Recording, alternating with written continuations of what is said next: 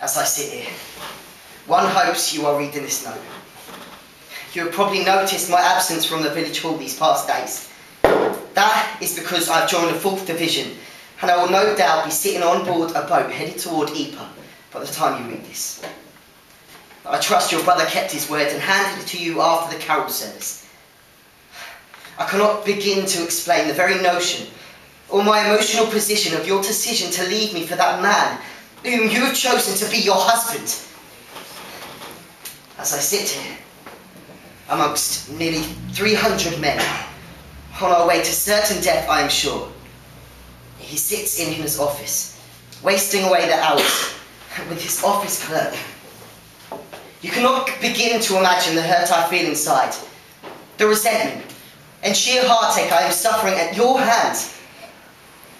Fear not, it's Christmas soon, and maybe when you're contemplating which dress to buy, the red or the blue, you will think as me, as my paycheck will pay indeed for both.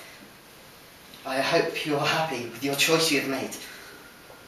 My decision to leave was not a brash unthought of escape, but more a need of venting and belonging. I have found a place with my new brothers.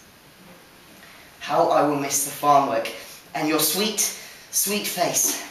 But I will not miss the very pain of my heart being stamped on by the thoughts of you in his arms.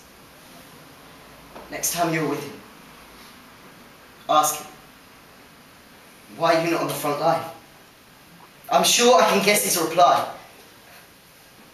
I'm a coward.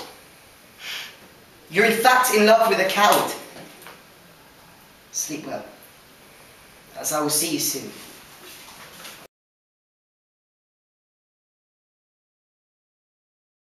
What trench are we in, Peters? These blokes have American accents. They're Canadian.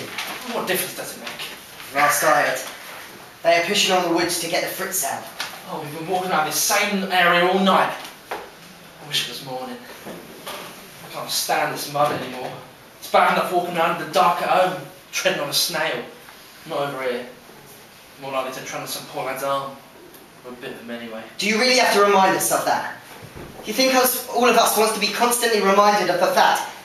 Chances are we're not even stood on the ground. The ground is actually a foot below us, and we're in fact treading on the 4th Battalion, who were here yesterday. So come on then, boss. What's your bright idea? Peter's orientation skills have got us nowhere. I've seen that same sign 6 times in the last 4 hours. Will you just shut up? The Germans will be around.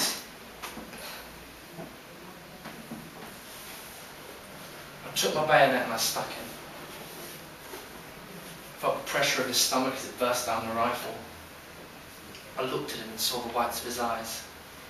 And it felt as if though he was pulling my soul through his eye sockets, with every ounce of strength he had left. My heart was sinking down with guilt, adrenaline. I wanted so much to take his hand and help him down gently as the life drained out of him, with one last long breath, but another one of the boys came from behind and stuck him through the back of his head, through his helmet, and kind of recoiled as the blood hit my face. It had been the first warmth I've had in 3 weeks. It is cold here.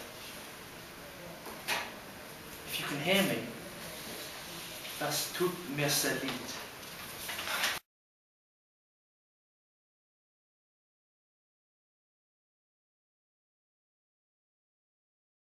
The sound of artillery shell falling. They both look at each other, up and out to the audience, and they slowly close their eyes.